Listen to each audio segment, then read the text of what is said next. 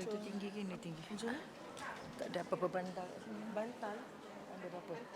Lipat gulung-gulung sejadah. Mana pengusi kita?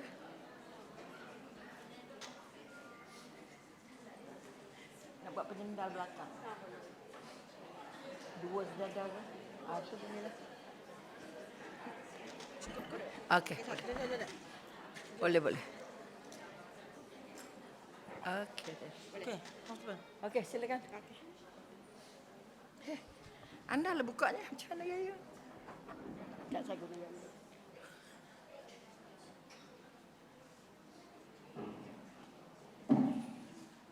Bismillahirrahmanirrahim. Assalamualaikum semua. Okey. Jadi dulu saya ucapkan pada semua terima kasih juga pada Ustaz Rahmuda kerana sudi hadir pada hari ini untuk majlis ilmu kita kali ini. So, alhamdulillah ramai yang datang juga. Moga majlis diberkati lah. Okey, silakan Ustazah. Okey dia. Itu ni macam mana pakai jauh sangat ni? Jauh. Meja kecil kan? Siapa tu panggil tu tak? Sebab mejanya kecil jadi mikrofonnya jauh. Ha. Macam mana? Jauh sangat. Jauh mikrofonnya macam mana? Mi pegang je lah kan? Boleh. Cubaan 1 2 3 1 2 3. Satu. Cuba try layan tu tengok macam mana. Jauh sangat. Tapi sampai dengan suara tadi. Suara sampai? Transkrip tu sampai. Oh ya ke? Okey then. Ada nak yang ni? Tapi yang ni yang telinga. Itulah ceritanya. Sakit. Tak apa, kita pakai apa yang ada, okey? Boleh jelaskan? Okey. Sekarang melongkok macam tu kan satu hal juga. Kan tak cantik kan? Auzubillah minasyaitonirrajim. Bismillahirrahmanirrahim. Alhamdulillahirabbil alamin. Assalatu wassalamu ala asyrafil anbiya'i wal mursalin wa ala alihi washabbihi ajmain. Rabbi shrah sadri wa yassir li amri wa hlul 'uqdatam min lisani yafqahu qawli. Sekali lagi kita panjatkan rasa syukur kehadrat Ilahi dengan ungkapan alhamdulillah kerana memilih kita berada di rumah Allah pagi ini, pagi Ahad, pagi cuti, pagi santai, pagi orang jalan-jalan, pagi orang pergi pasar. Tapi kita diberi Allah, dipilih Allah hati-hati kita, dilangkahkan kaki kita untuk berada di rumah Allah. Mudah-mudahan langkah-langkah ini adalah langkah-langkah yang berkah. Maka alhamdulillahirabbil alamin ya Allah atas kurniaan dan hadiahmu ini ya Allah. Juga kita panjatkan rasa syukur sehebat-hebatnya kepada junjungan besar Nabi Muhammad sallallahu alaihi wasallam dengan ungkapan Allahumma salli ala sayyidina Muhammad. Mudah-mudahan dengan ungkapan ini kita terus merasa dekat dengan Rasulullah dan bercita-cita untuk masuk syurga bersamanya dengan syafaat dari baginda insya-Allah. Amin amin ya rabbal alamin. Allahumma salli ala sayyidina Muhammad wa ala alihi wasallam. Ini kekuatan, mudah-mudahan apa yang kita harapkan mampu untuk menatap wajah Allah bersama junjungan besar di syurga Allah insya-Allah. Pertama, terima kasih diucapkan kepada Puan siapa nama dia? Fiza yang menjadi kontak personnya dan juga pada pengerusi Muslimah juga jawatankuasa Puan Wati. Okey, ampun tuanku tak bagi tahu awal-awal. Puan Wati dan seluruh jawatankuasa yang mengusahakan pagi ini kita dapat sarapan pagi di rumah Allah. Satu sarapan yang bukan saja lazat tetapi berkah. Ini kekuatan yang kita nak angkat. Mudah-mudahan sedikit yang kita makan akan membersihkan darah kita daripada dosa-dosa insya-Allah, dan kita merasakan antara makanan berkah akan membantu kita jadi lebih baik dan lebih dekat dengan Allah insya-Allah. Juga terima kasih kepada semua puan-puan yang dapat hadir di pagi-pagi. Ini kali pertama pagi-pagi saya tengok masjid penuh. Suraunya penuh. Okey. Kerana ada sarapan pagi ataupun kerana memang rajin. Terpulang kok mana kan? Tapi jadi sarapan pagi merupakan satu daripada boleh kita gunakan sebagai satu dorongan untuk mendorong kita merasa bahawa betapa nikmatnya bersedekah, betapa nikmatnya berada di rumah Allah. Setelah kita melihat ataupun setelah kita berehat di malam hari, kita dapat menatap cuaca-cuaca yang Allah bekalkan dan akhirnya dipilih untuk masuk menjadi tetamu Allah di rumah yang paling berkah di bumi. Tidak ada tempat paling berkah doanya, paling cepat diangkat doanya selain di rumah-rumah Allah. Maka sambil duduk, pertama niat tadi nak buat apa? Niat datang nak buat apa? Okey, kalau niat dengar ceramah, habis keluar pintu, habis cerita. Okey. Artinya kita berniat untuk dapat ilmu, untuk mengubah diri. Saya nak dengar ceramah bukan sebab dia popular, bukan sebab dia hebat, bukan sebab dia selebriti. Tapi nak dengar ceramah kerana saya nak membantu diri saya supaya berubah menjadi lebih baik.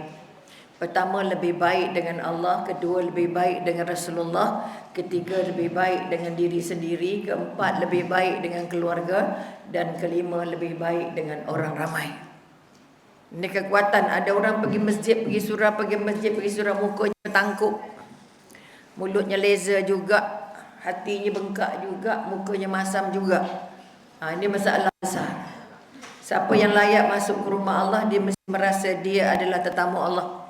Jadi kalau jadi tetamu raja, kita ngantuk, nguap pun takut, betul? Jadi tetamu apa katakan wakil rakyat je, kita rasa betul. Tapi sayangnya kadang-kadang jadi tetamu Allah di rumah Allah.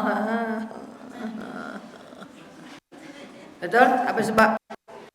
Kita mudah ngantuk.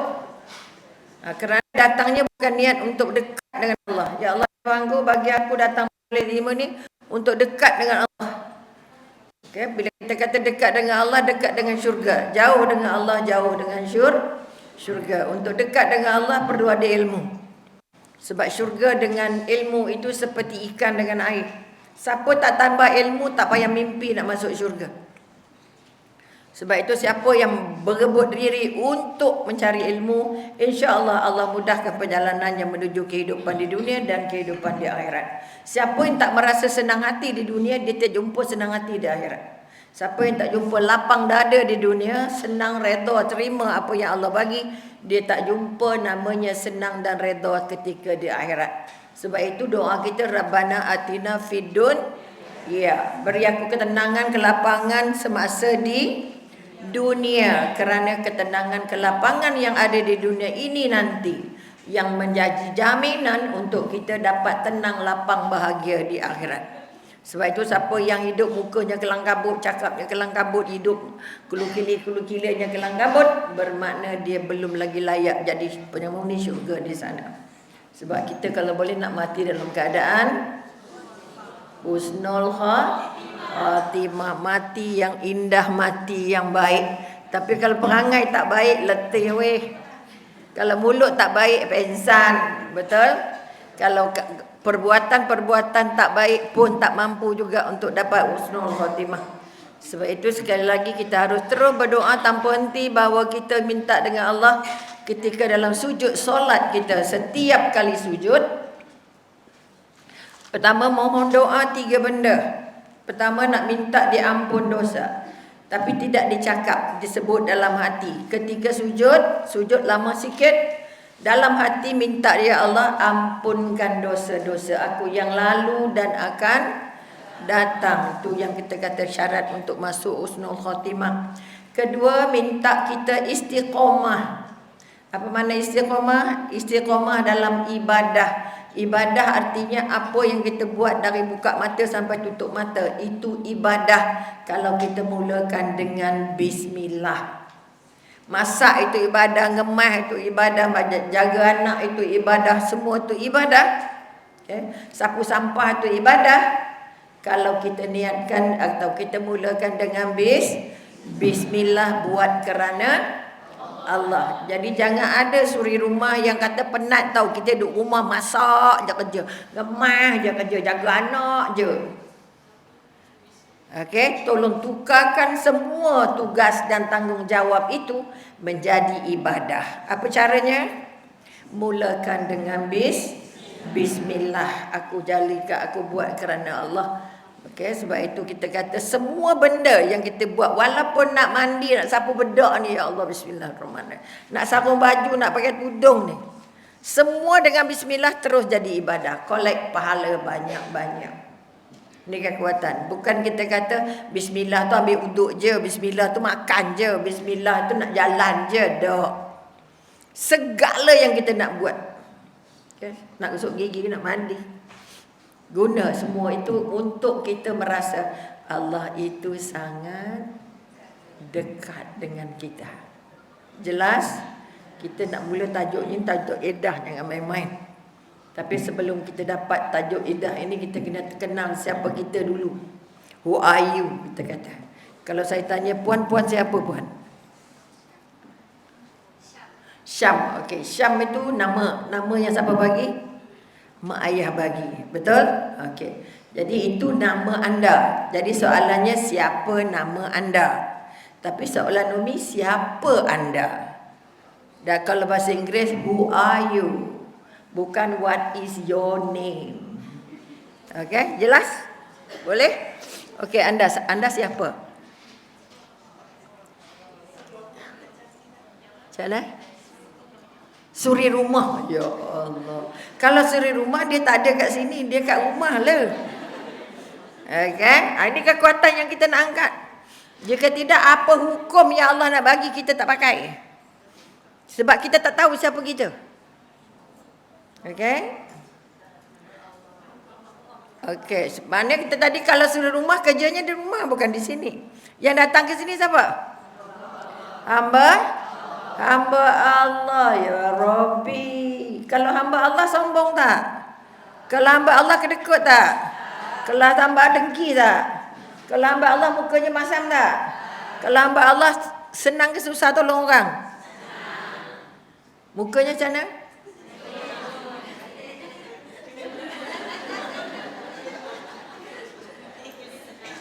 Sebab dia lupa siapa dia. Jadi who are you? Tolong ingat sampai mati siapa kita. Kita hamba Allah. Hamba Allah tak sombong. Ada apa? Nak apa?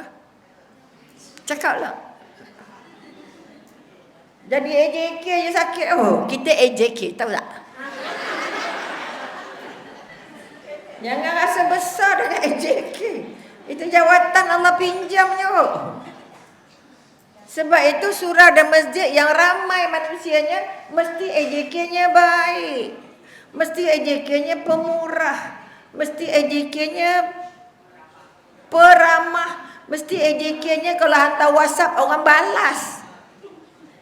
Kalau yang muka, masuklah, sinilah sikit, sana. Penuh melepan dulu. Merentah macam tentera, dah letih. Tapi ini nampak mewahnya hati bila dimulakan dengan sambutan sarapan pagi. Ya Allah. Tak payah susah-susah. Surau dah sedia sarapan pagi. Ya Rabbi. Jadi jangan datang niatkan sarapan pagi. Ini kekuatan. Sebab itu sekali lagi kalau kita merasa kita hamba Allah tu bukan di bibir. Hamba Allah tu dalam seluruh urat saraf kita. Dalam seluruh darah kita.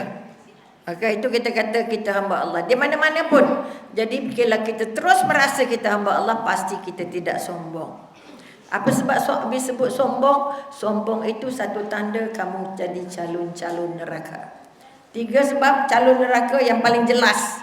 Pertama, orang yang lidahnya kotor. Apa maksud lidahnya kotor? Kalau cakap nyakit hati orang je. Kalau cakap merendahkan orang je. Kalau bercakap buruk-buruk belaka apa yang dia cakap. Itu tanda lidahnya kotor. Kalau lidahnya kotor bermakna otaknya kotor. Otaknya kotor bermakna imannya kotor. Bila imannya kotor tertolak jadi hamba Allah. Sebab itu jaga lidah. Jaga lidah lebih susah daripada jaga rambut. Lebih susah daripada jaga aurat. Siapa yang tak mampu jaga lidahnya, dia tetap jadi calon neraka. Nauzubillah min zalik. Ini yang kita paling takut. Sebab lidahlah menyebabkan kita tergelincir banyak. Betul? Apa pesan Nabi? Aku tinjau ke neraka, nampak ramai wanita. Sebab wanita tak pernah jaga lidahnya. Itu satu sebab. Dia boleh jaga auratnya, tapi tak boleh jaga lidahnya. Tengok tu. Tengok orang tak kena saja. Tengok suami tak kena sahaja. Tengok anak sakit perut sahaja. Mak cakap banyak sikit, oh ya jek. Hati-hati. Durhaka dengan mak, durhaka dengan suami, durhaka dengan orang yang lebih berbakti, orang yang telah berbakti pada kita sakit. Sebab itu dipesan Nabi kalau dengan mak, jangan singgung mak. Jangan keluarkan perkataan yang membuat mak tersinggung. Kerana kamu akan jatuh anak durhaka tak cium bau syurga. Hati-hati. Bagi duit bulan hari-hari, tapi bila mak minta aja, mak nak apa lagi? Allah. Okey, tolong mak kejap. Hari ni sibuk lah tak boleh. Hati-hati. Ini contoh. Hari ini ramai anak-anak yang lidahnya lancar untuk menyakitkan hati orang tuanya. Anak remaja kita lagi lah. Kerana maknya tak didik dia untuk lidahnya. Dia didik makan, didik pakai kasut, pakai kain, pakai baju, tapi tak didik lidah. Jadi mak-mak tolong jadi contoh. Kalau nak bercakap, jangan cakapnya menyakit hati. Sebab kita hamba Allah. Satu tadi lidahnya kotor, kedua perangainya kasar. Perangai kasar apa? Kalau berjalan langgar je orang. Tu kasar. Okey, kasar maknanya kasarlah. Kasar benar, kasar kedegor kata orang Perak. Okey, bila kasar kedegor nak tuang air tumpah, isi nasi tumpah. Nak angkat barang tersinggung, nak itu belaga sana belaga, itu kasar. Jadi wahai ibu, tolong didik anak supaya santun. Tuang air tu, kita tuang air macam mana? Dia nak tumpah macam mana? Kalau tuang air pun tak selamat. Itu mana kasar lah tu. Okey. Yang ketiga, baru kita kata sombong. 3 ciri untuk masuk neraka. Siapa hendak tempah tak siap.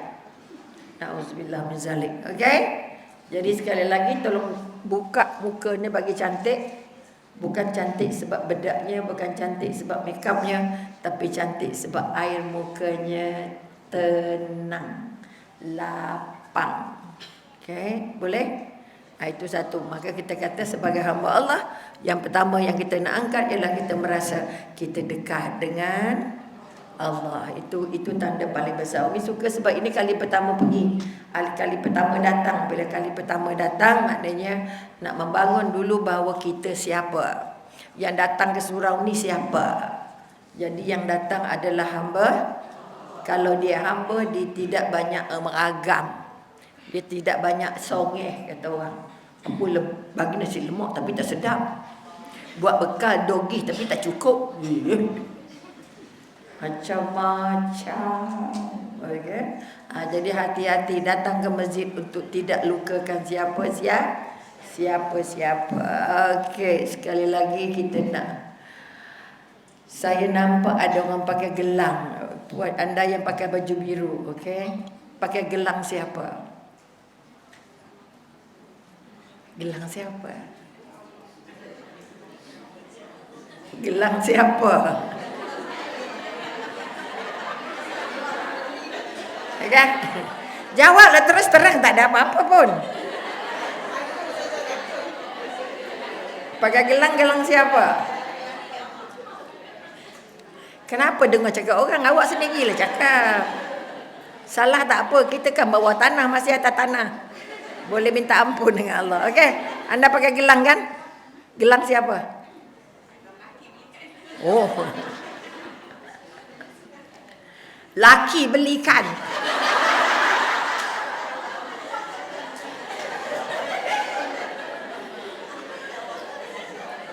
Kasar ke lembut?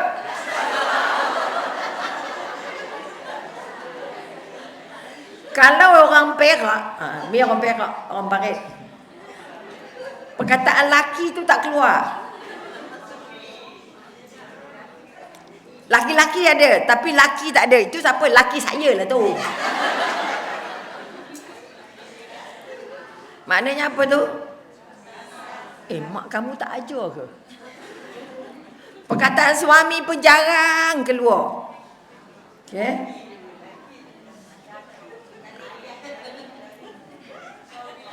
Suami je. Pun suami baik. Ada setengah kata itu tunang saya. Santun sangat. Okey. Tapi laki tak keluar. Kalau dengar orang Perak, ya Allah kasarnya nak siapa lah tu. Okey. Itu tanda. Yang kita kata bahasa kasar, tandanya apa? Biang keluar apa? Betul lah suami saya yang belikan.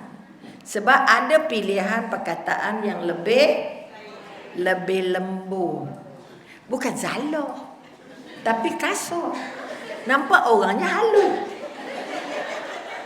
Nampak tak bila bercakap kan? Kasar. Minta maaf banyaklah.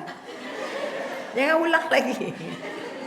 Okey, itu siapa? Tu laki aku lah. Aduh, siapa hantar? Laki aku lah. Kau telinga ni sebab orang Perak kan, orang lain tak tahu. Tapi orang Perak bila sebut laki tu, okay? Sebab itu nak sebut nama suami pun tak, jarang-jarang sebut. Okay? Boleh nampak? Jarang sebut nama suami. Suami saya kata, okay? Kalau namanya apa? Azman cakap, tak ada sebut. Itu juga namanya santun dan hormat dengan nama suami. Tak payah jual lah suami. Okey, itu kita kata. Okey, balik pada anda. Laki beli. Ya Allah. Suami beli. Okey. Pakainya di tangan siapa? Janganlah diajar dia. Dia bukan tak boleh bercakap.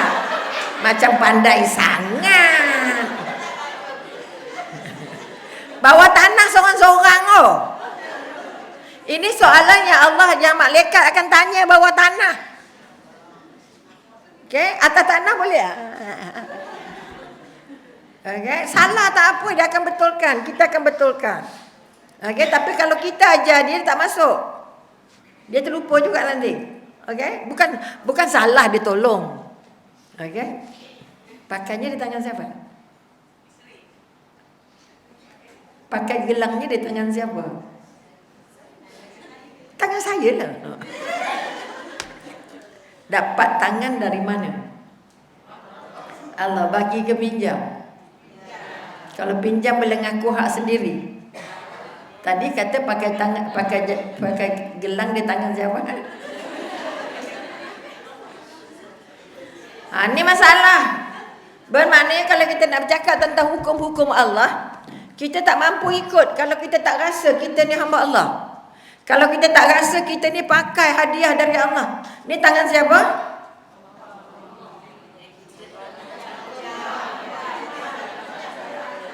Bukan tangan kita. Allah bagi pinjam. Jadi pakai barang pinjam tu. Tak payah nampak ni. Ni nampak. Bagi sekupang kan? Oh ya Allah. Sebab sombong. Kita terlupa ini tangan pinjam dari Allah. Tadi jalan kaki pakai kaki siapa? Kaki pinjam dari Allah. Tengok saya pakai mata siapa? Mata yang Allah pinjam. Bercakap tu pakai mulut siapa? Mulut yang Allah pinjam. Tadi makan sarapan, makan makanan siapa?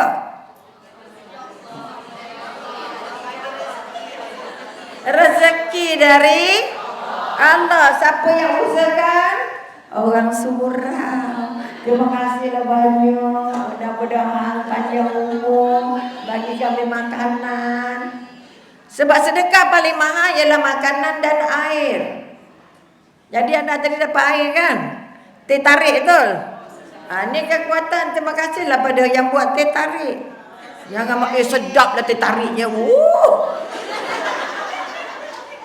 Mudah-mudahan kami doakan yang buat teh tariknya panjang panjang. Itu tanda terima kasih. Bukan lah pandai lah dia buat teh tarik loh.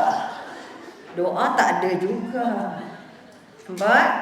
Jadi kekuatannya setiap kebaikan yang kita terima, ucapkan syukurnya dengan Allah. Ya Allah ya Tuhanku, namanya dah Taman Mas ya Rabbi. Kaya raya. Tapi dah tukar jadi emas ini. Takut juga, betul? Maka sekali lagi bangun kekuatan. Pakai tak pakai tadi tangan siapa? Tangan pinjam dari Allah. Jadi seluruh anggota dari kepala sampai kaki siapa punya? Allah punya. Jadi yang tak solat jadi macam mana? Apa sebab solat? Nak terima kasih dengan Allah sebab bagi pinjam anggotanya sehat. Bermakna kalau orang itu dibagi pinjam dia tidak berterima kasih, orangnya baik ke tak? Maka beribadah kerana Allah, solat dan seluruhnya adalah tanda terima kasih kita kerana Allah bagi kita otaknya sehat, matanya nampak, telinganya dengar, tangan boleh cakap, boleh pegang, kaki boleh jalan, betul? Kemarin kita PKP kita pegang dada, betul? Apa sebab pegang dada kiri? Dalam ada apa? Ada jantung. Siapa jantungnya pernah berhenti? Ada? Ada ke tak ada? Tak ada. Apa sebab tak ada? Siapa yang jalankan? Siapa yang jaga? Jadi antara suami dengan Allah mana dekat? Apa tandanya? Allah jaga jantung. Jadi kita dengan Allah jauh ke dekat? Kita dengan jantung jauh ke dekat? Jadi kalau boleh lupa suami. Betul? Sayangnya kita lupa Allah, bukan lupa suami. Kita tak takut Allah, kita takut suami. Kita cari redha suami, bukan redha Allah. Akhirnya banyak ibadah tidak dibuat. Apalagi lah kalau kita kata, saya dulu doktor sebelum kahwin saya solat, dah kahwin suami saya tak solat, saya pun ikut tak solat. Gila lah. Doktor bulan puasa suami saya suruh masak, lepas tu dipaksa saya makan. Sesuai tak? Awak ni kalau pakai tudung macam orang tua tu tak? Tak payah pakai tudung, nampak muda sikit. Ikut tak? Ni kekuatan. Maka sayang siapa dulu lebih besar?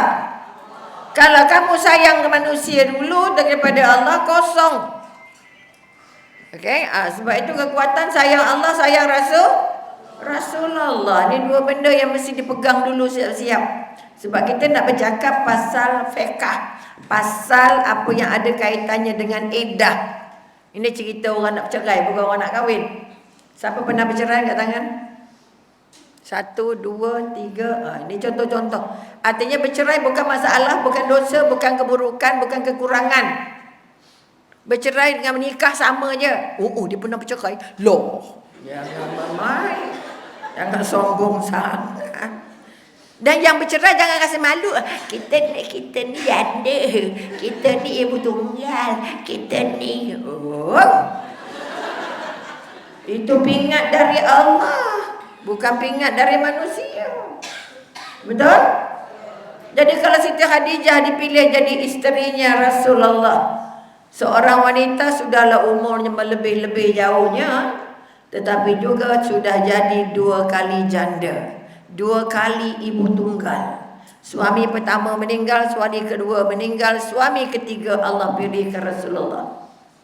Jadi kalau jadi ibu tunggal bukan bermakna hina, bukan maknanya kurang, bukan maknanya cacat, bukan maknanya salah, bukan maknanya tak kena, bukan maknanya tak lengkap. Kita ibu tunggal. Malu nak cakap.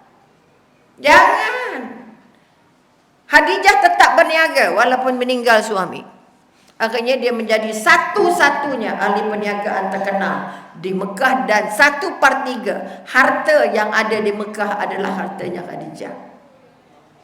Tetap jadi usahawan, tetap jadi ahli perniagaan, tetap jaga pekerja, tetap berniaganya maju, tetap menjaga akhlak.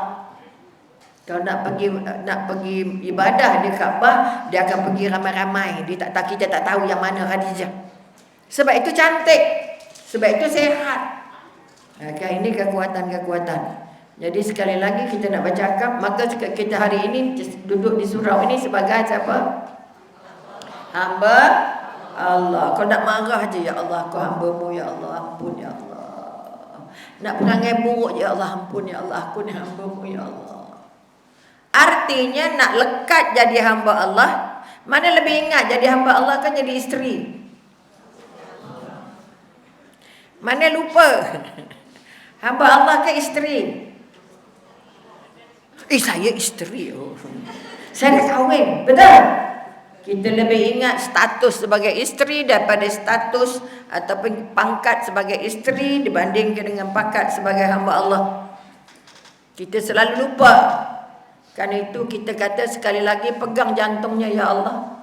Aku bersyukur ya Allah kerana jantung aku belum pernah berhenti ya Allah.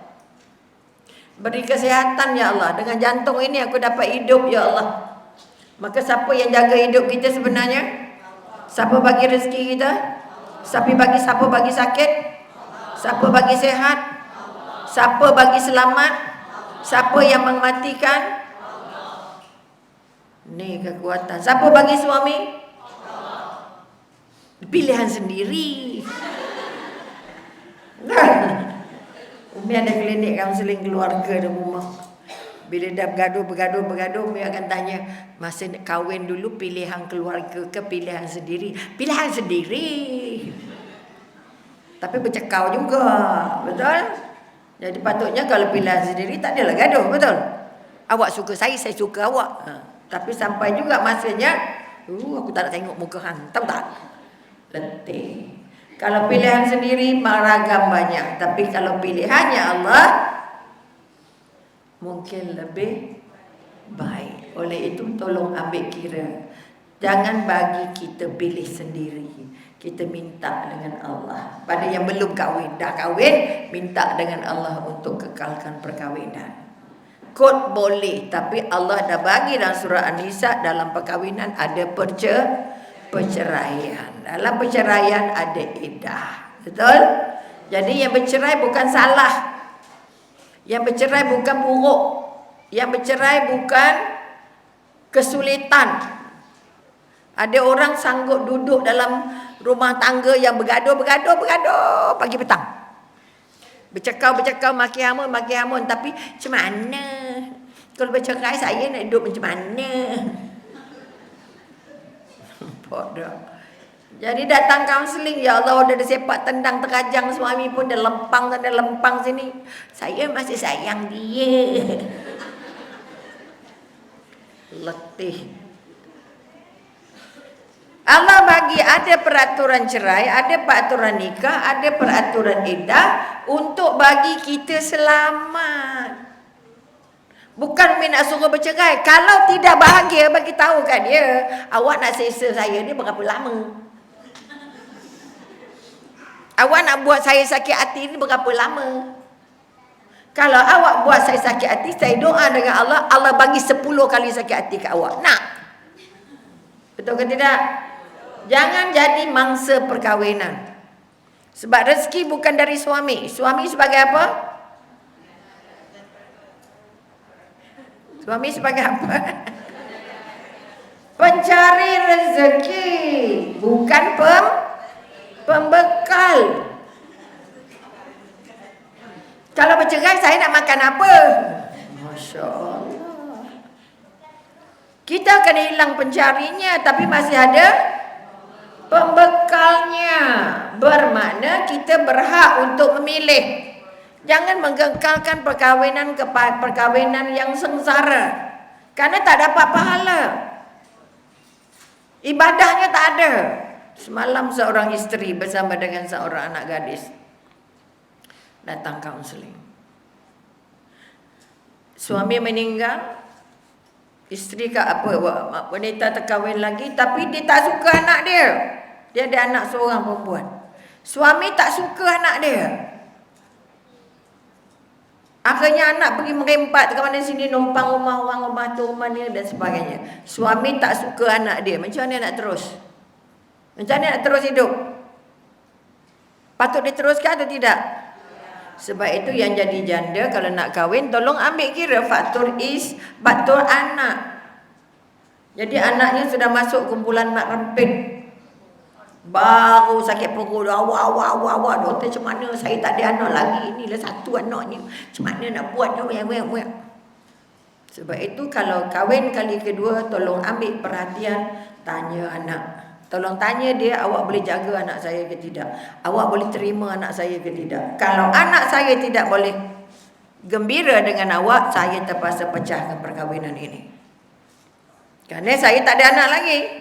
Dengan awak pun saya tak ada anak. Inilah satu-satunya anak warisan daripada suami, bekas suami saya. Tolong ambil kira yang mana nak diselamatkan. Kerana anak yang ada adalah bekal ataupun hadiah daripada suami pertama.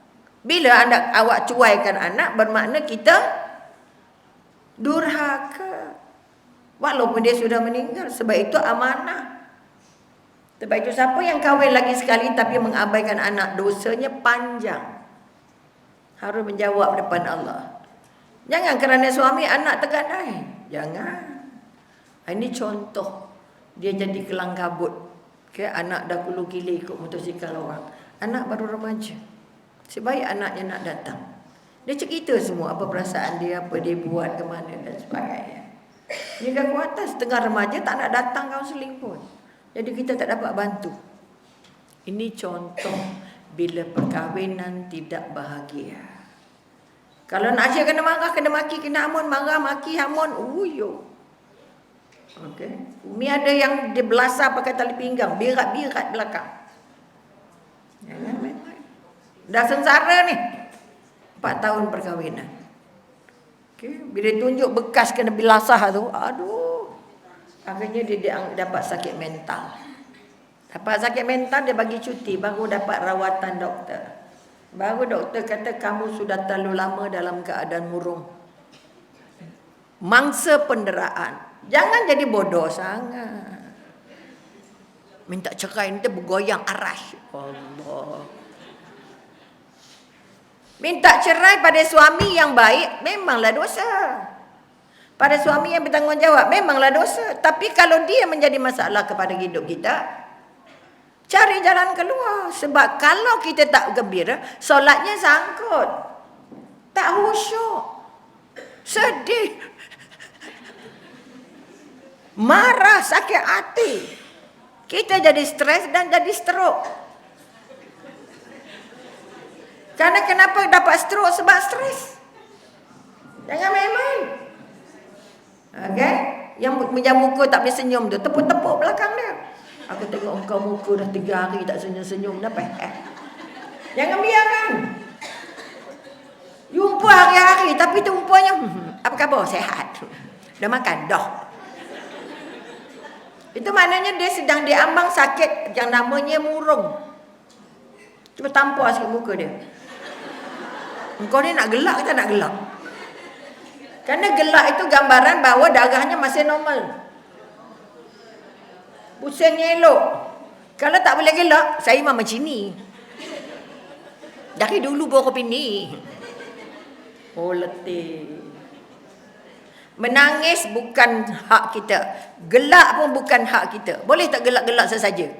Aku nak gelak tahu tak? Boleh? Tak boleh. Okay. Aku nak nangis. Boleh? Tak boleh. Mesti bersebab. Jadi jangan tanya, pasal apa nangis? Mestilah ada sebab. Tak payah tanya. Tapi orang yang tak ada ilmu, pasal apa nangis? Uish. Aku nak nangis. Macam mana? Kerana nangis hadiah dari Allah. Tapi tak berusaha mengatasi masalah. Nangis sepanjang hidup, buta. Okay. Mi ada kes anaknya mati, anaknya meninggal. 4 bulan menangis. Ini tak masuk tajuk lagi ni. Angkun tuanku.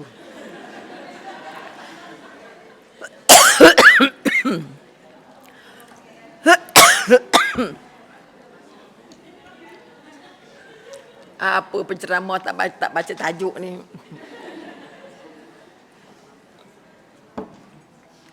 Sebab tajuknya penting, tajuknya besar, tapi kalau tak jelas asalnya, awalnya, dia susah nak ikut.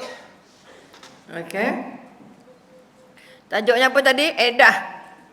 Apa dia edah?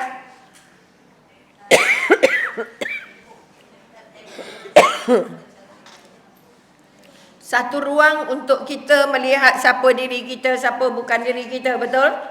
Satu tempoh menunggu ataupun satu ruang kesempatan berfikir, okay, yang Allah bekalkan untuk mereka yang diceraikan. Okay. Yang pernah bercerai, syukur itu dapat pengalaman. Yang belum bercerai, jangan takut. Takut tak?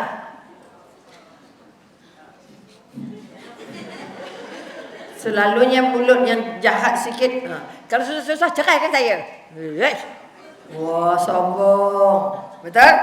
Kalau boleh kita nak juga namanya muafakat dulu. Okey. Maka kalau bercerai pasti kita jumpa namanya iddah, betul? Cerai ada berapa talak? 1, 2, 3. Okey, jadi kita kata bercerai, yang kita kata iddah. Kalau bercakap tentang bercerai, bermakna kita nak melalui proses bercerai pun bukan mudah. Sekarang kan isi borang dulu, kena begitu, kena begini, betul? Dapatkan nasihat yang betul, baru boleh melangkah untuk mengisi borang perceraian. Sebab itu klien-klien yang datang kaunseling, kalau dia membuat keputusan untuk berpisah, kita bimbing dia daripada borangnya sampailah ke pembicaraannya. Okay, supaya dia tidak terperangkap kepada perasaan-perasaan yang dibawa iblis. Kita hendak dia menuntut dalam benda yang dia betul-betul hak. Sebab itu perlu naik mahkamah. Tak boleh sebab tak nak naik mahkamah lah tu, biarlah menderita. Jangan. Kalau anda membiarkan diri anda didera, pertama dera otaknya. Kamu ni memang tak guna, keturunan buruk-buruk je. Dia sakit ni. Kedua, penderaan emosi. Dimaki hamun, awak ni memang tak berguna gitu gini. Okay. Yang ketiga, penderaan spiritual. Apa tak guna semayang? Syurga engkau tahu kat aku tahu tak? Tonggek semayang. Tapi tak ikut cakap suami. Budak kita pun. Yelah. Okay. Jadi 3 bentuk penderaan, dan penderaan fizikal, lempang, tampar, segala benda, itu termasuk penderaan. Penderaan boleh menjadi satu sebab untuk mohon berpisah. Jangan sampai dah lebam-lebam badan kulu kila bengkak-bengkak pun takut. Pergi hospital, dapatkan laporan hospital, bukan hospital, klinik mana-mana. Dapatkan laporan kesihatan, setelah anda dipukul, bawa ke balai polis, buat laporan polis, baru pergi ke pejabat agama. Ini bukan nak dorong supaya bercerai, tapi untuk menyelamatkan diri dari penderaan. Hari ini penderaan sangat banyak sebab suri rumah takut nak ke depan. Takut membela diri, sedangkan ada ruang-ruang pembelaan. Ini yang kita katakan dia mendera dirinya sendiri dalam kezaliman. Jangan biarkan orang zalim dengan kita dan kita tak boleh zalim. Sebab zalim dan juga dizalimi bermakna calon-calon neraka. Okay? Sebab itu semak balik, aku bahagia atau tidak, aku gembira atau tidak, aku dekat dengan Allah atau tidak. Okay? Ada suami yang tak nak bagi isterinya dekat dengan Allah. Dahlah dia tidak mendidik, dia tak bagi campur orang, tak pergi jumpa sana, tak boleh pergi sini, tak pergi surau buat apa. Contohnya, itu mana nama kita kata penderaan spiritual. Penderaan untuk membina hubungan dengan Allah. Dia dahlah tak ajar kita, tak panggil tuan guru datang rumah, kita nak pergi masjid surau, dia tak bagi. Nampak, tak ada pula beli buku, tak ada pula banyak benda yang tidak dibagi, bermakna dia zalim dengan kita. Kalau awak tak boleh ajar saya agama, awak tak bimbing saya untuk masuk syurga, saya berhak untuk cari jalan bagaimana nak dapat ilmu. Jadi awak kena benarkan saya pergi jumpa, pergi majlis-majlis ilmu. Ni kekuatan. Jangan tunduk sabduk. Suami tak boleh, tak bagi keluar. Oh Allah. Nak jadi apa? Kura-kura pun keluar, betul? Betul ke tak? Okey, ini kekuatan. Okey. Maka kalau kita kata berlakulah perceraian pertama, talak mesti jatuh satu-satu. Tak boleh kedebuk tak 3.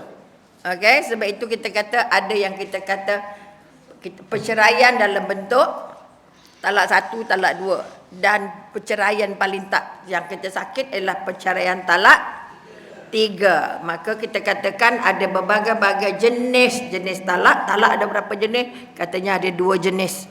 Bila kita kata 2 jenis, bermakna ada talak raj'i dan ada talak bain. Artinya raj'i maknanya talak 1, talak 2. Bukan talak 3. Talak 3 maknanya talak talak yang tidak boleh lagi rujuk. Ini kekuatan yang bila kata talak bain maknanya tak boleh rujuk lagi kecuali isteri itu menikah dengan orang lain kemudian baru datang nikah yang baru dengan hantaran yang baru dengan mahar yang baru. Tapi bezanya talak 1 talak 2 masih boleh kembali dalam masa iddah. Iddah artinya tempoh yang diminta oleh agama. Bukan suka-suka, bukan suami minta, bukan jabatan agama minta. Iddah ialah tempoh di mana kamu bersendirian sendiri-sendiri untuk mentaati Allah. Kerana iddah adalah wajib ikut, tak boleh suka-suka. Okey, apa yang kita kata iddah? Iddah yang pertama, kalau kita kata talak raj'i tadi, talak maknanya cerai talak 1 dan cerai talak 2. Okey? Cerai ini iddahnya selama kalau dia bercerai dalam keadaan suci, tidak period, tidak datang bulan, maka tempohnya 3 bulan. Okey, 3 bulan, bulan hijrah. Bukan bulan orang putih. Bila orang putih kata mak dia. Bukan bulan Masihi, bulan hijrah. Kata lain ni bulan apa? Rabiul Akhir. Ikut bulan Rabiul Akhir. Jamadil awal, Jamadil akhir. Betul? 3 bulan. Kalau dia ditalakkan itu ketika dia period, ketika dia dalam datang bulan, maka tempohnya adalah 4 bulan. Apa sebab 3 bulan dan 4 bulan? Nak pastikan bahawa dalam rahimnya bersih. Tak ada anak-anak ataupun tak ada benih-benih daripada bekas suami. Okey, sebab itu kata sangat-sangat penting dan mesti ikut. Okey, adalah pantang-pantang larangnya. Kita cuba ikut mana. Saya dia bagi pantang apa ya? Sejam. Oh Allah, tinggal 10 minit. Lebih pun boleh tapi bayarnya tak lebih pun. Lebih masa lebih bayarnya. Ya tak? Okey. Oh, setujunya memang. Kuat setujunya tu. Okey, tak apa. Kita jalan dulu. Hak mana boleh. Okey. Jadi kita kata talak tadi ada talak bain, talak raj'i. Maknanya talak 1, 2 ataupun talak 3. Boleh nampak? Itu 2 jenis.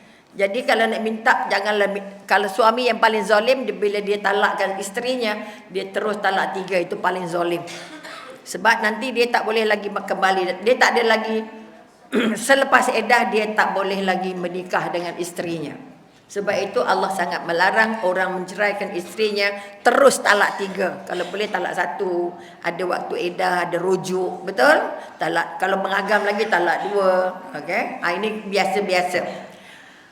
Ketiga kita kata ada iddah. Tadi iddah yang pertama berapa bulan? 3 bulan kalau suci. Dia belum period, kemudian ditalakkan, maka kira 1, 2, 3. Kalau dia masih itu period, masih itu ada datang bulan, okey, maka dia lanjak jadi 4 bulan. Okey?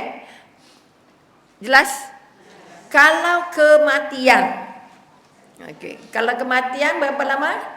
4 bulan 10 hari. Maknanya kita kata 4 bulan 10 hari artinya lengkap untuk seorang isteri melalui iddah. Orang lelaki tak ada iddah. Dia cerai kita hari ni, esok dia boleh nikah. Orang perempuan je yang ada iddah sebab ada rahim. Ada kandungan yang takut bercampur nanti zuriatnya. Tak tahu nak bin nama siapa. Ini isteri suami pertama punya ke suami keduanya. Sebab itu kita kata iddah. Kalau kita kata iddah meninggal, iddah orang mengandung. Macam mana? Iddah yang mengandung, katalah masa ditalakkan dia mengandung, maka talaknya sampai dia melahirkan. Okey? Ada satu kes sahabat wanita yang ditalakkan ketika dia mengandung 8 bulan. Ditalak maknanya ditinggal suami ketika suaminya pergi berperang. Bermakna iddahnya bila? Sampai dia melahirkan. Jadi sebulan saja dia melahirkan, datang pemuda meminangnya. Dia boleh kahwin ke tak? Dia boleh kahwin sebab iddah yang orang yang diceraikan ketika mengandung sampai dia melahirkan. Okey, itu sebahagian daripada. Kalau tidak 3 bulan ataupun 4 bulan 10 hari kalau meninggal ataupun kematian, dan kalau dia mengandung maka iddahnya hanyalah setelah melahirkan. Habis melahirkan bermakna iddahnya selesai.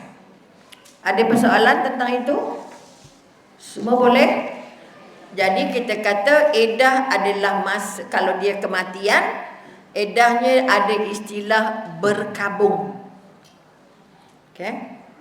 Kalau kita lagi talaknya, kita kata talak rajai, maknanya talak 1, talak 2, mungkin pantang larang iddahnya tidak begitu keras. Yang paling penting apa yang dia tak boleh buat, dia tidak boleh meninggalkan rumah yang dia tinggal. Jangan keluar dari rumah. Sebab itu kalau bercerai, suami yang kena keluar dari rumah, bukan isteri. Jadi kalau kita tahu apa aturan, tahu hak, awak kena keluar, bukan saya kena keluar. Okey, makna suami yang harus meninggalkan rumah, yang suami isteri duduk untuk paling sikit sepanjang waktu iddah. Jadi jangan isteri pandai-pandai bungkus baju balik kampung. Salah. Tidak boleh meninggalkan rumah. Kemudian katalah, boleh tak suami tinggal bersama ketika iddah? Okey. Suami tidak boleh tinggal dengan isteri saja-saja 2 orang, tak boleh. Tapi kalau dalam rumah itu ada maknya, ada orang yang suami istilah kalau suami segan. Faham suami segan? Suami hormat, ada ayahnya, ada bapa mentua, ada ibu mentua, ada adik-beradik, isteri yang suami gerun sikitlah, itu mungkin boleh. Tetapi yang terbaik, mazhab Syafi'i kata yang terbaik suami keluar tinggalkan isteri dalam tempoh iddah. Jelas tak kat ini? Jelas. Pantang larang juga banyak, ataupun kita kata ketika iddah, terutamanya iddah meninggal. Kalau iddah yang raj'i tadi itu, ataupun iddah yang cerai talak 1, talak 2 tadi itu tidak terlalu ketat. Hanya tak boleh bercampur, tak boleh bersama dengan suami, tak boleh nak gurau-gurau. Sebab itu kalau mazhab lain boleh suami tinggal dan boleh gurau-gurau, tapi mazhab Syafi'i tak boleh. Suami mesti keluar. Waktu iddah maknanya kita tak boleh menikah. Okey, tak boleh menikah, tak boleh bercinta, tak boleh jumpa orang. Ini sebabnya kita kata kenapa masih iddah dilarang jalan-jalan. Dilarang keluar. Dilarang pergi majlis-majlis, dilarang pakai cantik-cantik. Ya Rabbi. Kalau boleh celak pun tak boleh pakai, tak payah make up. Itu kalau kita kematian. Kalau talak raj'i, talak 1, talak 2 tadi masih boleh. Sebab kita masih mengharapkan suami kita kembali. Sebab masih boleh rujuk. Okay? Tapi Umi ada satu kes, dia dah bercerai dalam masa iddah. Suami tak nak keluar rumah. Akhirnya tidur bersama. Apa terjadi? Zina. Itu kekuatan. Jadi jangan kata, kalau saya dah tidur dengan dia itu maknanya saya dah rujuk lah. Belum. Rujuk kalau diucap depan siapa-siapa. Depan ayah ke, depan pejabat agama ke dan sebagainya. Jangan senang-senang. Bila saya tidur dengan awak, maknanya saya dah rujuk lah tu. Tak. Okey. Dan bila ditakdirkan. Sebab itu yang kes yang datang pada Umi, dia kata apa? Saya paling susah hati sebab suami tak nak keluar, sebab saya takut mengandung. Padahalnya bersama pun dah salah. Bersama pun tak boleh lagi dah. Okey. Bila bersama maknanya kita sudah berzina, dan kalau ditakdirkan mengandung, anak itu anak luar nikah ataupun anak tak sah tarah. Jangan ada pendapat, sebab ada setengah yang memberi pendapat, kalau dah bersama tidur tu maknanya dah rujuk lah. Belum. Mazhab Syafi'i kata kalau kamu nak rujuk mesti pakai perkataan, saya nak rujuk dulu dengan isteri saya. Mesti ada saksi. Tak boleh saja-saja. Tak boleh kata pergi tidur kemudian dah jadi. Dah. Tak jadi. Kita ambil yang mazhab Syafi'i. Ada mazhab-mazhab lain yang kata-kata boleh juga bersama. Boleh, bukan bersama. Bolehlah juga duduk serumah. Bolehlah juga make up. Okay? Tapi kita nak pegang mazhab Syafi'i, kata tak boleh. Tak boleh tidur sama. Kalaupun ada dalam satu rumah dan rumahnya besar, ada 10 bilik. Dan ada orang lain bersama. Ada mahram lain. Mahram yang suami segan. Itu modalnya. Jangan mahram budak inguh-inguh ni. Oh, tak jadi apa. Okey. Mahram yang suami segan supaya dia tak curi masuk bilik kita. Maknanya tidur di bilik berasingan. Okey, itu di antara pantang larang yang paling besar untuk yang talak raj'i atau talak 1, 2 tadi. Kalau talak 3 memang tak boleh langsung. Okey, tak boleh langsung. Tetapi nafkah kena bagi sampai habis iddah. Semua tuntutan, katalah ada buat mut'ah ke, ada tuntutan hak ke, anak ke, hak penjagaan anak ke, harta sepencarian ke. Okey, maka semua itu harus diurus selepas habis iddah. Okey, jelas. Sebab bila habis iddah, maknanya kalau boleh tak kalau yang talak 1, talak 2 tentu kahwin balik setelah habis iddah? Boleh dengan syarat nikah yang baru dan mahar atau mas kahwin yang baru. Kalau talak 1, talak 2, dia boleh rujuk tanpa nikah baru. Ini kena jelas betul-betul, tidak berdosa. Tadi yang cerita kalau iddah dia bersama dan kebetulan ada anak itu anak luar nikah ataupun kita panggil anak tak sah taraf. Tak dapat harta, tak boleh jadi wali dan dia bukan mahram pada kita. Dia bukan orang yang boleh buka aurat dengan kita. Okey, ini kekuatan-kekuatan. Kalau tak jelas tolong tanya ya, sebab kita ni benda fiqh yang kita tak boleh nak ejaz-ejaz. Itu A itulah, B, C itulah. Yang besarnya ialah kita katakan talak 3. Talak 3 pertama tak boleh, tetap nafkah kena bagi. Kalau dia menuntut mut'ah kena bayar. Apa maksud mut'ah? Wang ganti rugi yang dituntut oleh isteri.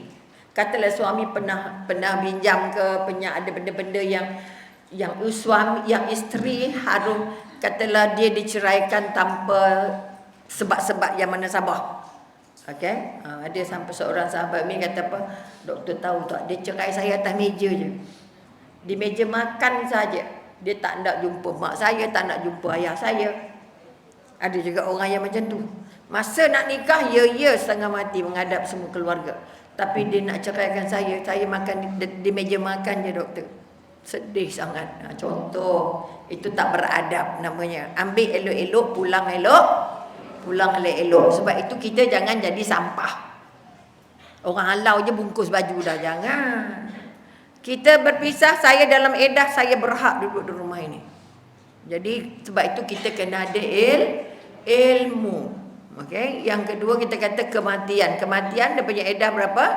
4 bulan 10 hari. Apa yang boleh buat, apa tak boleh buat. Ini kekuatan, ini yang paling berat. Kerana apa? Berkabung. Ada konsep berkabung. Apa maksud konsep berkabung? Pertama, tak boleh keluar rumah kecuali kecemasan, emergency. Ini baru nak cakap lah ni. Maknanya emergency tu maknanya kalau tak keluar bekerja mati. Artinya dia pergi bekerja. Kalau setakat pergi kenduri kahwin tak payah. Okey, dia pergi kerana sakit, pergi hospital cari ubat. Yalah, maknanya kalau dah pergi kerja tu, pergi kedai lah, nak makan apa. Sekarang dah ada kot lah grab. Artinya bila kecemasan tu maknanya keperluan. Jadi keperluannya bekerja, urus diri sendiri, nak beli barang, benda-benda. Itu maknanya urusan diri sendiri, nak pergi pasar. Itu yang kita katakan keperluan, bukan suka-suka. Maknanya kalau kita kata dia terpaksa bekerja atau terpaksa bertugas ataupun hantar anak pergi hospital atau dia masuk hospital, dia hantar mak dia pergi hospital, artinya kecemasan lah tu. Okey? Apa saja yang tak boleh ditangguh dah, mesti buat. Dan saya nak perempuan tu, mak saya tu nak pergi hospital dengan saya, macam mana? Contoh, katalah Umi dah ada beradik yang sikit. Jadi kalau sakit, mak Umi akan cari Umi dulu. Walaupun ada adik lelaki, tak nak aku nak pergi dengan dia. Oh, atau macam mana gaya kan? Contoh, artinya itu pun namanya kecemasan. Faham apa dia kecemasan? Tak boleh keluar kecuali kecemasan. Keperluan tinggi. Okey? Jadi kalau kita kata nak mencari ilmu ni pun ada setengah pendapat mengatakan harus. Okey, tapi kalau ikut mazhab Syafi'i tak boleh pergi keluar dulu. Sampai habis 4 bulan 10 hari. Tak boleh pakai baju warna-warni. Gelik-gelik tak boleh. Faham gelik-gelik? Kerana akan menarik perhatian. Jadi bajunya hitam atau putih saja kot. Sebab tak boleh warna-warni, betul? Yang paling selamat hitam, putih kan letih pula, betul? Tak kisahlah, tapi tak payah baju yang gelit-gelit lah, tak boleh baju. Okey. Yang ketiga, kita kata dia tak boleh pergi dia hanya boleh pergi kerja, tak boleh dia mesti duduk rumah. Okey. Dia mesti buang tidak ada perhiasan walaupun celak. Kalau mazhab Syafi'i celak dia pun dia anggap make up. Nak bagi lawa. Jadi maknanya tak ada make up, tak ada apa, tak ada baju cantik. Ya Allah, buruknya rupa ya. Tak ada berbedak, bergantunglah, tak ada beria benar. Artinya bukanlah lah kita duduk rumah biasa kan dengan cucu-cucu. Apa demam ke apa? Oh, letih juga kita kan. Artinya anak kita pun tengok kita serabai-serabai, betul? Artinya bukanlah sampai jadi macam tak sioman, jadi macam tak normal, betul? Agak-agak lah. Jadi yang besar-besarnya tidak beria, tidak bermakeup, tidak mencari perhatian, baju tak ada gelit-gelit. Apa lagi? Tidak menerima sebarang peminangan. Diharamkan nikah. Oh Allah. Nantilah dulu. Kalau nak saya pun. Okey, kemudian tidak membenarkan siapa-siapa ke rumah kecuali hal penting. Kalau boleh ada mahram. Sebab kita masa dalam edah tu macam puteri lah, tak nak orang usik, tak nak orang tengok. Okay? Dan nak meraihkan kesedihan, kasih sayang, nostalgia. Jadi aku nampak kuih ni teringat dia, nampak baju ni teringat dia, tengok kasut dia teringat dia. Oh letih weh. Jadi 4 bulan 10 hari tu patutnya sudah boleh dibetulkan lah. Maknanya sebab itu apa yang kalau orang datang untuk kaunseling, doktor macam mana saya nak lupa. Rumah kita arrange balik, rearrange bilik tidur tu dipusing lah kot mana pun tidak sama semasa dia suami. Ataupun nak bubuh cat baru ke apa ke supaya kita rasa bilik tu lain sikit lah. Saya tak boleh masuk bilik tu, teringat dia. Letih juga. Meja makan misalnya kan. Pusinglah kot mana pun supaya kita tak rasa ini dia tempat suami saya. Saya tak rasa dia masih ada. Oh letih juga, betul? Jadi 4 bulan 10 hari itu kita harapkan semua sedihnya sudah mula dirawat. Sudah balik jadi normal. Okay? Sebab itu kalau orang biasa bercerai, kabungnya 3 hari. Kalau kita bercerai talak 1, talak 2, berkabungnya 3 sedih. Tapi ada orang bercerai bahagia. Woo, lega. Tak adalah sedihnya, tak adalah berkabungnya, betul? Okay, artinya bergantung baliklah kekuatan. Sebab yang datang kaunseling ada yang menderita, ada yang sedih, ada saya lega. Ada juga. Dia memang mengharapkan perceraian dan sebagainya. Kita tak tahu latar belakang orang. Kita tak boleh merumus ikut kita. Okey, tak boleh kata memang dia memang gatal. Oh dah. Dia tu memang busuk hati dah. Artinya kekuatan nak jaga husnul khatimah dengan orang tu sangat penting. Okey. Kemudian apa lagi yang tak boleh? Ya sayang. Tak boleh pakai barang kemas walaupun cincin, walaupun subang. Ya Rabbi. Habis semua. Lelonglah jual tu tak payah ingat lagi. Artinya tidak boleh berhias. Kita termasuk berhias lah tu. Kami pernah jumpa orang pakai cincin 10. Jari dia penuh 10. Tapi dia pergi orang kahwin lah. Contohnya bukan kematian. Ada lain yang takut terlepas? Ya.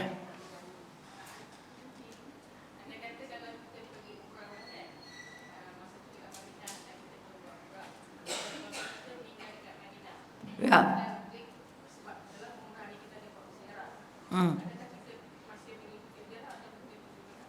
Maknanya ziarah untuk kerana keperluan-keperluan agama. Kita nak membangun cinta dekat dengan Rasulullah, pergi Gunung Uhud. Maknanya kalau kita maknanya ketika itu kita dalam edah kematian, okey. Jadi ada nanti mutawif akan bagi tahu. Setengah mutawif kata okey, setengah mutawif kata tak okey. Tapi sebabkan kita dah pergi bayar banyak dan sebagainya, dan kita jaga dirilah. Jangan pergi pergi tu kerana ya Allah itu aku jadikan aku cinta. Kalau tengok Gunung Uhud, janganlah pergi pasar kurma tu nak rasa semua kurma tu, letih juga. Gelak lebur-lebur berjalan dengan orang yang tak tentu ala, betul tak? Artinya kita buat the most minimum, yang paling minimum. Okey? Itu kekuatan. Maknanya pantang larang itu masih berjalan. Okay, kalau mutawif kata tak payah pergi, tak payah pergi. Kita ikut apa mutawif kata, sebab kadang-kadang di sana dia pakai mazhab Hanafi. Kita Syafi'i. Okey, jadi maknanya mutawif akan bimbing kita. Okey? Sama ada kita nak tokoh itikaf di masjid ataupun itu pulang kita lah. Pilihannya pilihan kita. Nak pergi ke tak pergi. Ataupun kita kata kalau di sana kita tak boleh nak jaga diri lah misalnya kan, ataupun menjaga diri ni maknanya terlalu sedih. Okey, terlalu sedih kan kita asyik nak nangis, dia pun payah rojanya kan. Bergantung balik kekuatan. Tapi sepatutnya ikut mutawif. Pada umi ikut mutawif. Kalau mutawif kita tak payahlah. Kita dah terfikir berdoa lah balik untuk dapat akan datang. Pergi nak melawat, pergi taif. Kalau pergi taif tu gelak-gelak ya. Tak payah tak apa. Itu paling banyak tak payahnya daripada payahnya. Okey, tengok tempat. Kalau Uhud, itu kata ya Allah nak tengok kubur-kubur pahlawan-pahlawan yang gugur, 70 pahlawan, 70 macam tu. Mujahid. Kalau pergi jalan lain tak ada pentingnya pun. Okey? Okey. Assalamualaikum. Ya saya. Nak tanya, sekarang ni kan kebanyakannya lah bila suami meninggal diuruskan kat masjid ataupun kat surau. Ya.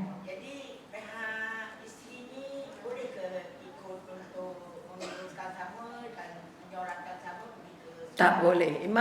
Mazhab Syafi'i kata isteri boleh mengiringi perjalanan terakhir suami itu depan pintu. Kalau dia diuruskan di masjid, bye-bye. Kereta jenazah bawa bye-bye je. Di situ sahaja. Tapi kalau dia kuat, tapi kalau ikut peraturan memang tak boleh. Imam Syafi'i tak mazhab Syafi'i tak boleh. Kita pakai Syafi'i kan? Itu yang fokus bagi Syafi'i. Okey, boleh mengiringnya terakhirnya di pintu rumah sahaja.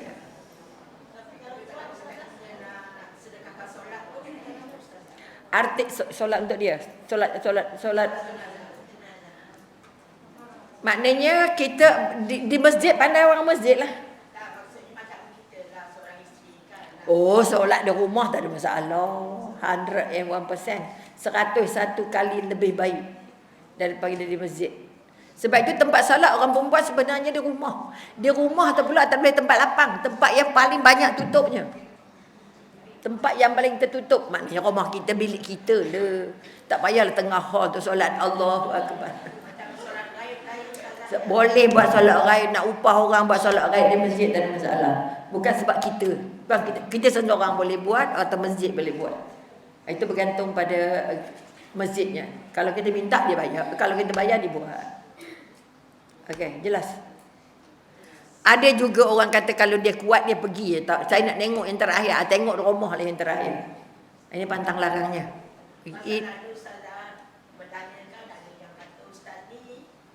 Kata okey. Maknanya kalau kuat. Kuat maksudnya apa? Tak nangis, tak masam, tak bengkak, tak benjol. Okay. Kalau mau mandi kan kita tak boleh mandi, anak-anak boleh mandi, isteri tak boleh.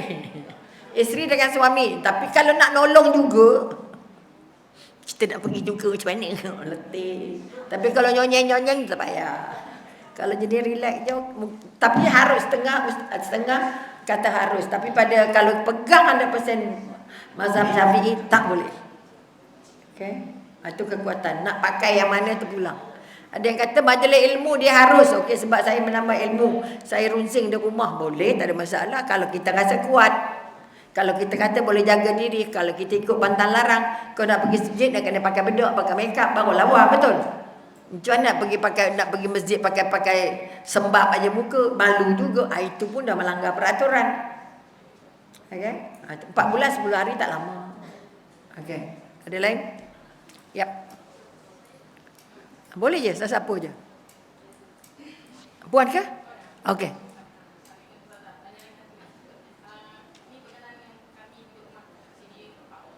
Ha. Ah. Ya.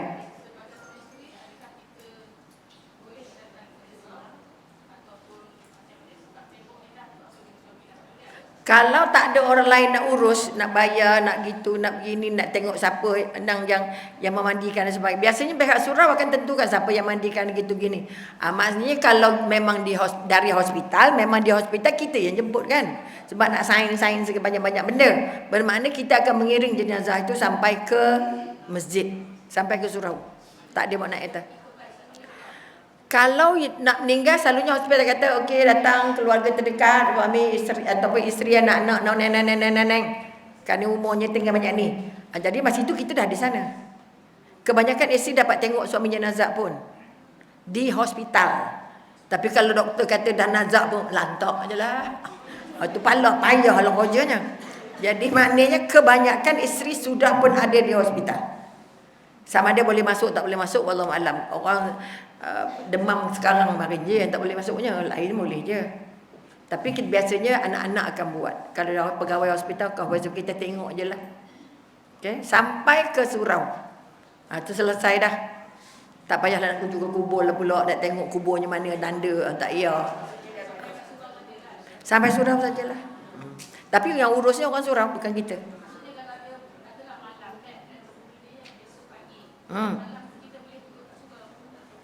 Nak ditunggu. Kalau boleh, maknanya kekuatannya sebab kita dah sampai ke rumah. Kalau boleh kita dah masuk ke berkabung dah tu.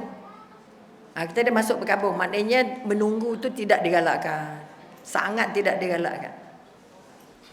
Sebab itu Syafi'i kata no.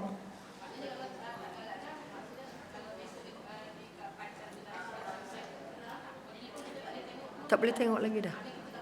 Di rumahnya doa je banyak-banyak. Nanti ni satu lagi yang dah angkat tangan banyak ni.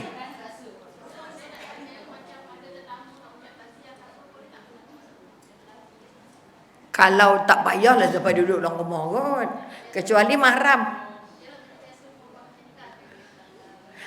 Maknanya itu kita anggap tetamu. Tetamu maknanya dia takkan datang seorang kot. Okey, itu kita anggap tetamu dan juga kita anggap jiran. 40 keliling tu jiran. Jiran tu saudara lah. Tapi janganlah sembang macam orang kedai kopi pula. Oh, sakit apa, berapa lama, di mana? Ngongak, tak payah. Terjimatkan sembang. Okay? Yes, belakang.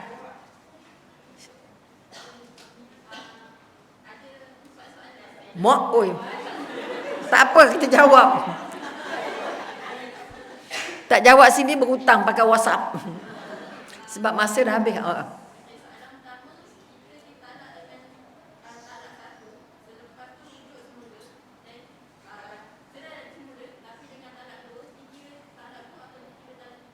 Dua kali talak tu.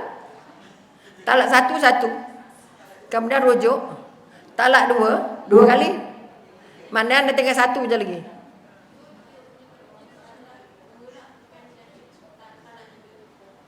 Tak. Talak satu, talak dua, dan talak 3 lain. Bermakna yang gaduh lagi lepas tu. Dah tak ada lah boleh balik dah. Tu jam pertama. Kedua,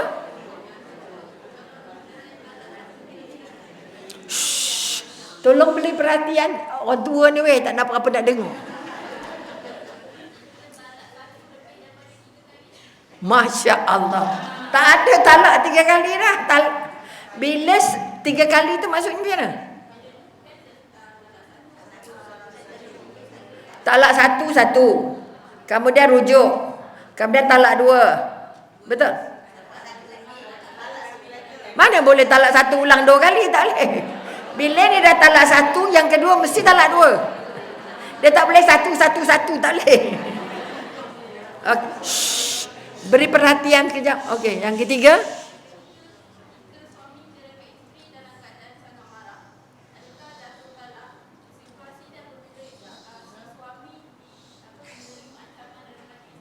Okey, pertama kita kata masa marah. Ini kena rujuk pejabat agama. Adakah marah berniat atau marah tanpa niat? Dia cerai itu berniat atau niat dia masa itu tak ada niat. Maka ini perlu dirawat pula. Perlu disahkan oleh pejabat agama. Okey, sebab dia nak tahu dengan niat tanpa niat tu, ada suami tak tahu dengan berniat ke tanpa niat. Kalau suami mengaku dia kata tanpa niat, maknanya tak jatuh. Sebab tengah marah.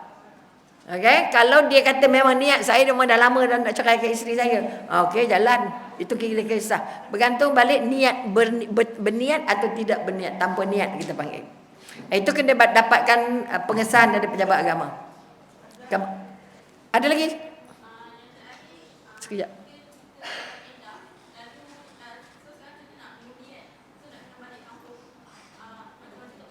Itu kita anggap kecemasan.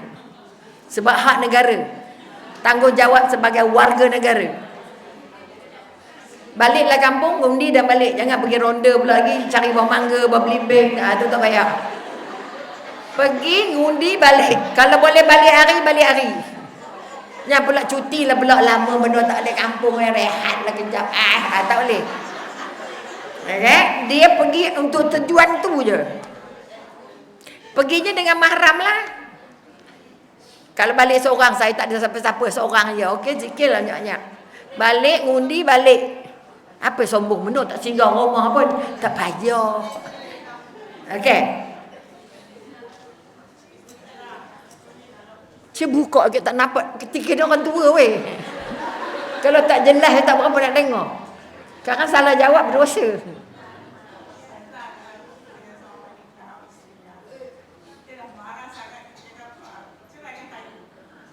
Ini yang kita kata mulut dari neraka tadi ni. Okey, minta yang bukan hak, minta yang bukan kuasa kita.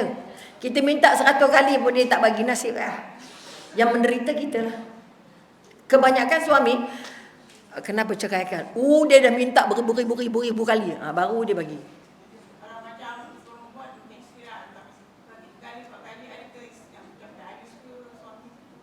Bertengok sebab lah kenapa minta. Pertama tak bagi nafkah, kedua penderaan, ketiga curang, keempat tak bertanggungjawab pada agama. Tak solat, tak puasa, tak gitu. Maknanya pertama curang, kedua tak ikut agama. Okay? Tak pakailah agama langsung. Dia kira dia je kan. Apa sebab-sebab lain? Mesti sebab yang munasabah.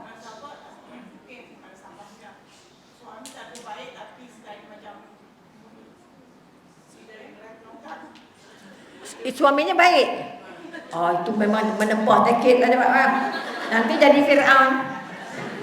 Nanti jadi isterinya Nabi Lut. Jadi isterinya Nabi. Ada lain daripada itu?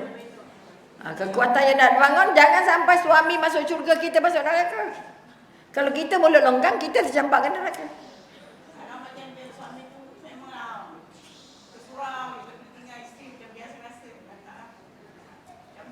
Macam biasa-biasa tu apa? Tak kisah. Bagi tahu dia kenapa tak kisah saya. Awak suka saya ke tidak? Awak sayang agama ke tidak? Tanda awak ada Tuhan sebab awak kena jaga seorang isteri. Itu kekuatan. Tapi jangan minta benda-benda nak bulan, nak bintang, letih pula. Contoh tak beritahu tu apa? Biar tu biar apa? Contohnya suaminya baik, disurau, semua, tapi apa yang isteri tanggungjawab. Itu maknanya dia tak dapat ilmu, separuh je dapat ilmunya. Dosa.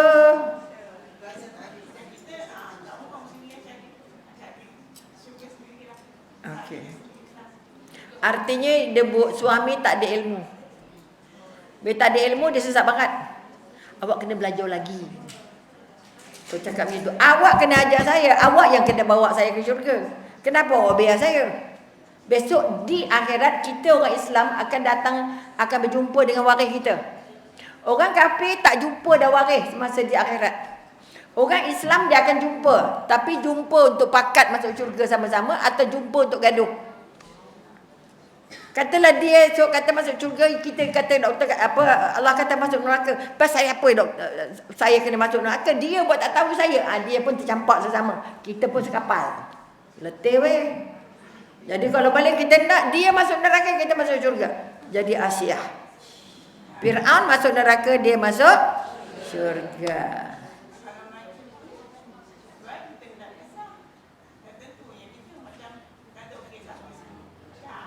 Kalau dia mahu bagi kita lepas, selamat. Kalau tak mahu, tak mahu masalah, kena sabar. Upgrade bagi ilmu. Okay, dapatkan nasihat.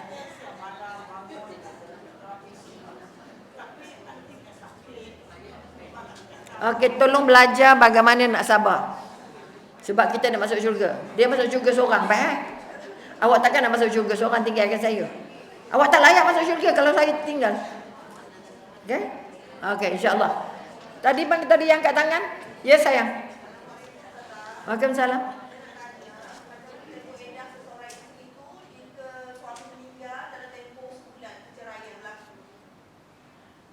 Dalam edah? Okay. Okay. Tempoh edah meninggal mesti paling sikit 4 bulan 10 hari. Pusing ke mana pun. Tambah aja lah. Daripada 3 bulan, baru sebulan, maknanya ada 2 bulan lagi kan. Itu kalau dia hidup. Tapi dia dah tak ada, tambah 4 bulan 10 hari. Tak boleh free dah pula. Ya, aku dah buat sebulan, tadi 3 bulan je lah. Jangan. Itu bukan perintah kita. 4 bulan 10 hari. Jadi? Ya, sebab semasa kita dalam edah, dia masih suami kita. Tapi tak boleh bersama je. Dia masih suami. Jadi maknanya kita tak boleh buat benda-benda masa edah suka-suka kita je. Kalau nak keluar apa benda penting pun kena beritahu dia dan sebagainya. Macam mana? Halah. Kenapa dah ada boyfriend apa?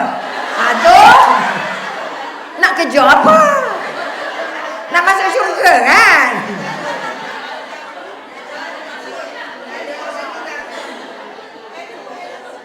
Maknanya kalau selalunya kalau panjang tu maknanya dah ada boyfriend menunggu. Okey, kalau tidak salah haram.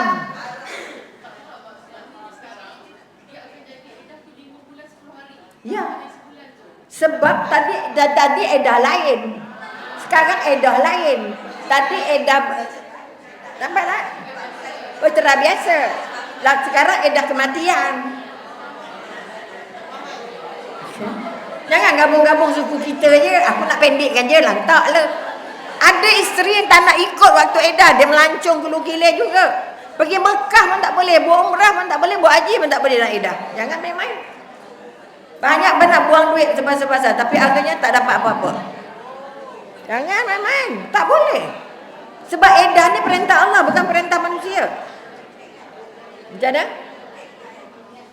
bukan penting, wajib. Penting boleh jadi tak penting, tapi wajib, compulsory. Bolehkah minta cerai kalau suami nak kahwin lagi? Suaminya bertanggungjawab dah. Bagi nafkah dah.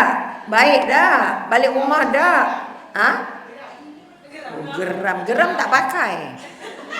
Pejabat agama tidak akan luluskan permohonan anda untuk berpisah sebab geram, tak ada. Itu sebab setan. Okey dah. Ada banyak dah masanya masih sikit.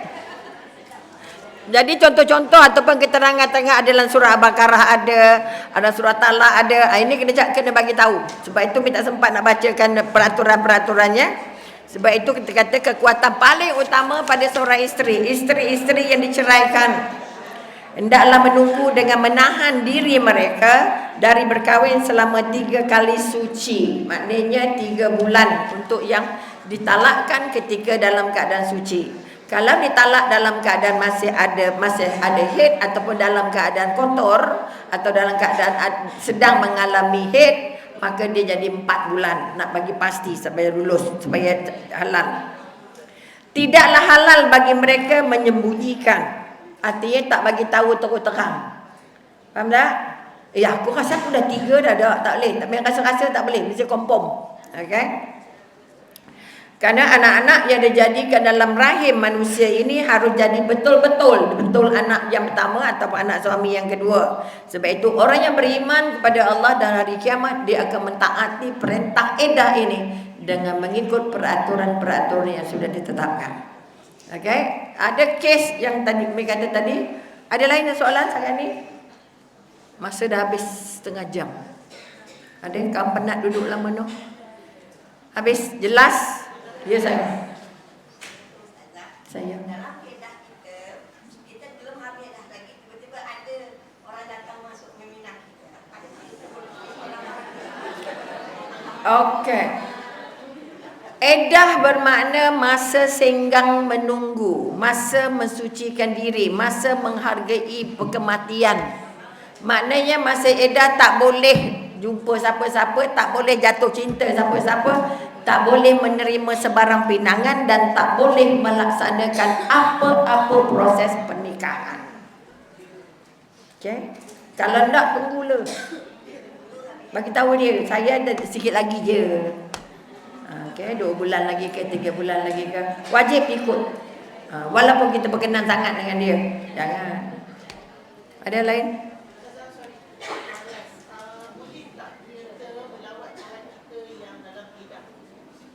Kita melawat kawan kita dalam edah boleh, tak ada masalah. Niatnya apa? Ziarah tak ada masalah. Tak boleh mengumpat. Tak boleh sembang ya tak ya. Sebab dia dalam sedih. Jangan anggapkan edah ini masa makan angin dah. Pergi bercuti kan di sini aja. Sembang tu pun kena ambil kira jugalah. Jangan sembang yang larang-larang. Kalau boleh tak payahlah lama-lama. Okey.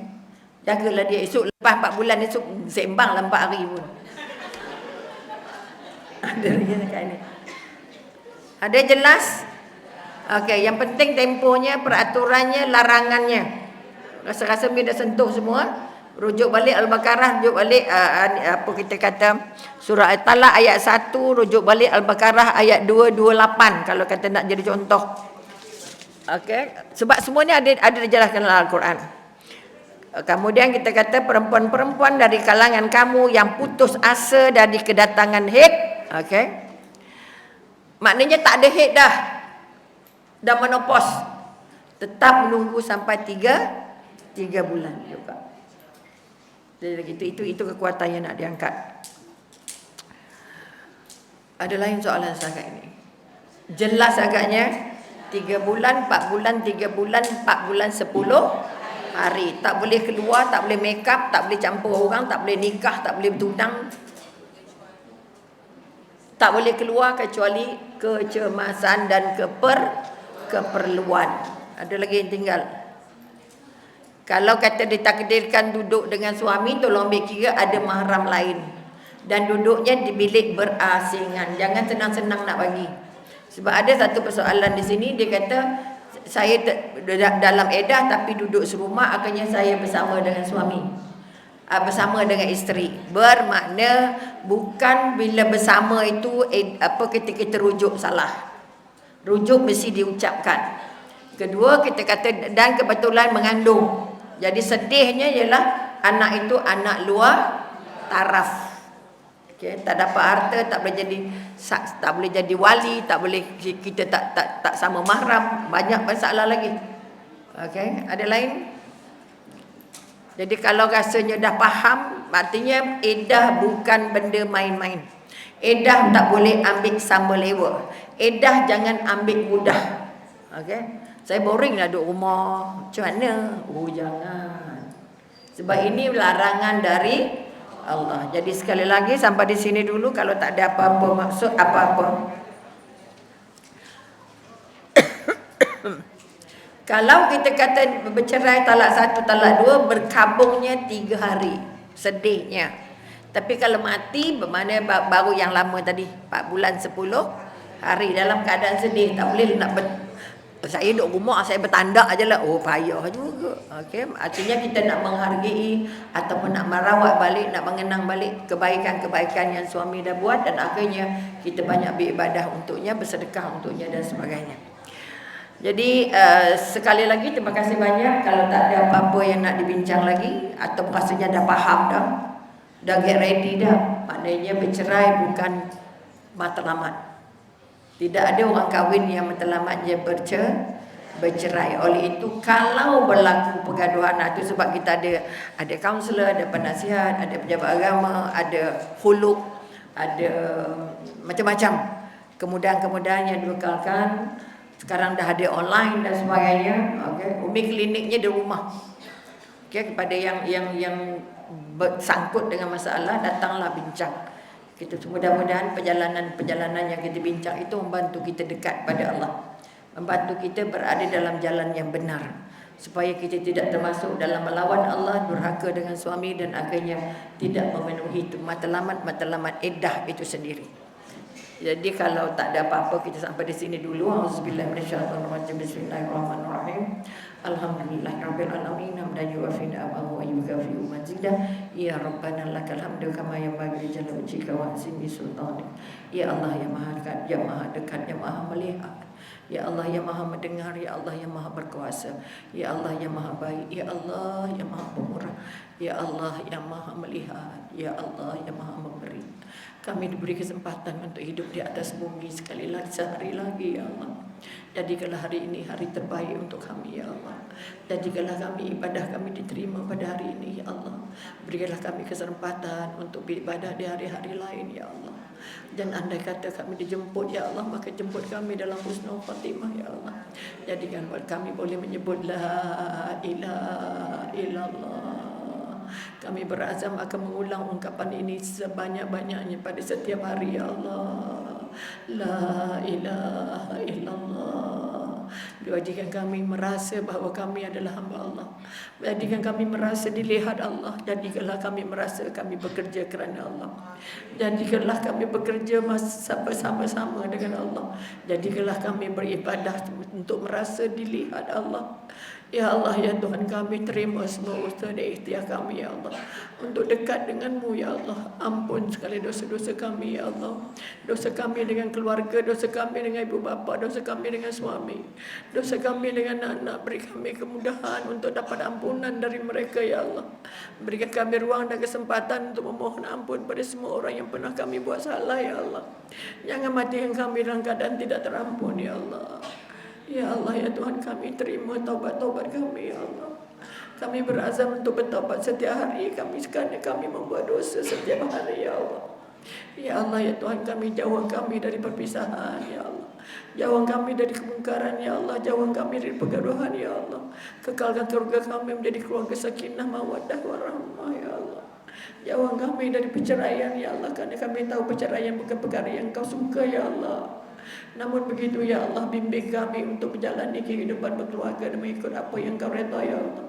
Kami ingin merasakan nikmatnya menjadi keluarga di dunia, dan akhirnya bawa masuk bersama keluarga kami di syurga di akhirat esok, ya Allah. Ya Allah, ya Tuhan kami, beri kami petunjuk hidayah setiap hari agar kami tidak terlangsung untuk melakukan perkara yang tidak Engkau redha, ya Allah.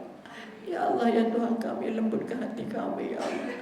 Bersihkan lidah kami, luruskan keyakinan kami, ya Allah. Berkati ilmu kami.